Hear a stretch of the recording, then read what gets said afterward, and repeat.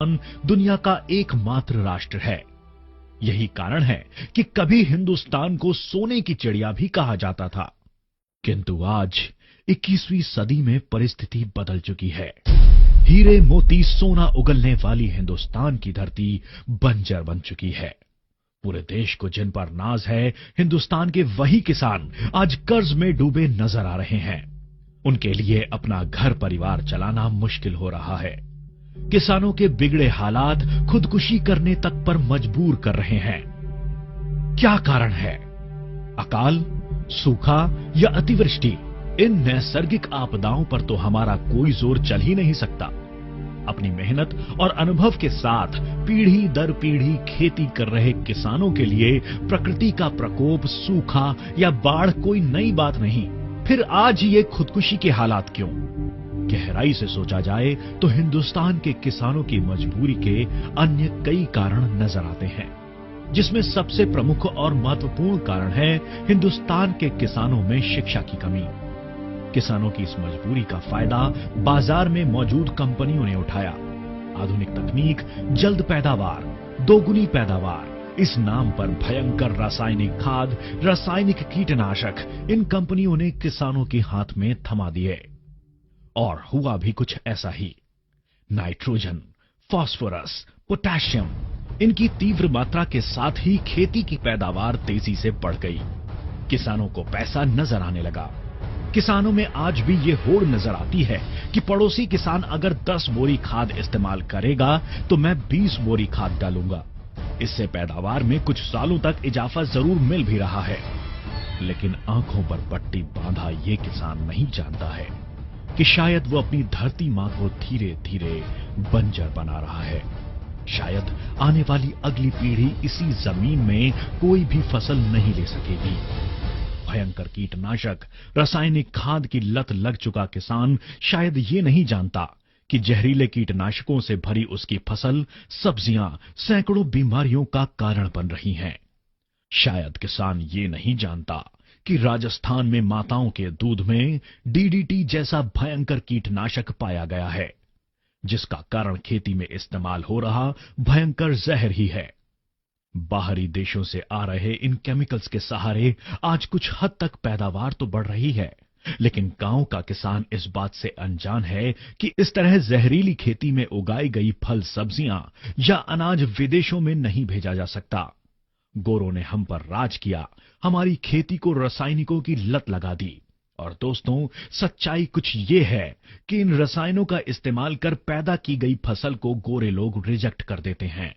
इंसान ही नहीं, यूरोपियन देशों में जानवर के लिए भी इसे भयंकर समझा जाता है। अच्छी सेहत का ख्याल करते हुए विदेशों में इस्तेमाल होती है केवल नैसर्गिक पैदावार। जी हां, सिर्फ ऑर्गेनिक फार्मिंग प्रोडक्ट्स।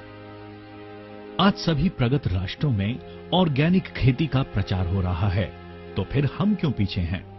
दोस्तों, शहर हो या फिर गांव, सोच बदलना बेहद जरूरी होता है। और शायद तभी अपनी बाकी जिंदगी और अपनी नई पीढ़ी को कुछ देने में हम सफल हो पाएंगे। शहरों में से इन जहरीले फल सब्जियों की खरीद पर रोक लगेगी तो अपने आप ही ऑर्गेनिक प्रोडक्ट्स का उत्पादन शुरू हो जाएगा। इस सोच की गहराई तक पहुंचने की कोशिश की है धनवंतरी ने। धनवंतरी के दोनों डायरेक्टर्स तथा खुद सीएमडी सर किसान परिवार में ही पले बढ़े हैं। खेती और किसानों की परेशानियों की इन्हें पूरी समझ है और इसीलिए धनवंतरी ने ऑर्गेनिक फार्मिंग पर गहरा संशोधन किया है और एक नहीं, 2 बेहतरीन ऑर्गेनिक प्रोडक्ट्स का आविष्कार किया है, आरपीएस 76 तथा कैटल रिच। इसके प्रमुख घटक हैं ह्यूमिक तथा फल्विक एसिड। हजारों वर्ष पूर्व जमीन की उलटपलट के साथ कनाडा, कैलिफोर्निया और अमेरिका के कई इलाकों में घने जंगल धरती में समा गए। हजारों सालों तक इस पर जमीन की परत चढ़ती गई। धरती के नीचे गहराई में इन जंगलों का मलबा ह्यूमस में बदल गया। 100% नैसर्गिक ह्यूमस की इन खादों को लियोनार्डाइट कहा जाता है। 20 फीट से अधिक गहराई से लिया गया यही शुद्ध लियोनार्डाइट आरपीएस 76 का प्रमुख घटक है। आमतौर पर खेती में इस्तेमाल की जा रही गोबर की खाद एक ह्यूमस ही है। किंतु 6 महीने या 1 साल में गोबर से बना ह्यूमस तथा हजारों वर्षों से जमीन में दबा लियोनार्डाइट बेस्ड ह्यूमस, इसमें बड़ा अंतर है। लियोनार्डाइट खेती में कई गुना ज्यादा असरदार है। किसी भी फसल के लिए बेहद आवश्यक घटक यानी नाइट्रोजन, फास्फोरस तथा पोटैश धीमी गति से आवश्यक मात्रा में फसल तक पहुंचाने का महत्वपूर्ण कार्य आरपीएस 76 के लियोनार्डाइट द्वारा किया जाता है। आरपीएस 76 का ह्यूमिक एसिड तथा इस प्रोडक्ट के नतीजे अन्य किसी भी प्रोडक्ट के मुकाबले कई गुना बेहतर हैं। इसका कारण है आरपीएस 76 का विशेष फॉर्मूला। ह्यूमिक एसिड के कई स्रोत हैं, लेकिन केवल लियोनार्डाइट से प्राप्त आरपीएस 76 का ह्यूमिक एसिड एएल काउंट में स्टेबल है। मतलब आरपीएस 76 के बॉटल पर लिखी ह्यूमिक की मात्रा आपको 6 महीने या 1 साल बाद भी उतनी ही मिलेगी, जबकि बाजार में मौजूद अन्य प्रोडक्ट में ह्यूमिक एसिड का एएल काउंट स्टेबल नहीं होता है। केवल पैकिंग के समय 6%, 12% या 24% ह्यूमिक एसिड मौजूद होता है और 8 दिन या 15 दिन में धीरे धीरे कम होकर ये 2% या उससे नीचे पहुंच जाता है। खेती में ऐसे प्रोडक्ट्स के रिजल्ट मिल पाना मुश्किल है, जबकि आरपीएस 76 फसल के पूरे रोटेशन के दौरान अपनी कार्यक्षमता बनाए रखता है। जमीन तथा फसल के लिए आवश्यक 76 महत्वपूर्ण एलिमेंट्स आरपीएस 76 द्वारा उपलब्ध किए जाते हैं, जिसमें पौधों के लिए आवश्यक सभी माइक्रोन्यूट्रिएंट्स, विटामिन्स, एंजाइम्स शामिल हैं। देखा जाए तो ये सभी जरूरी पोषक तत्व आपकी जमीन में नैसर्गिक रूप से उपलब्ध हैं।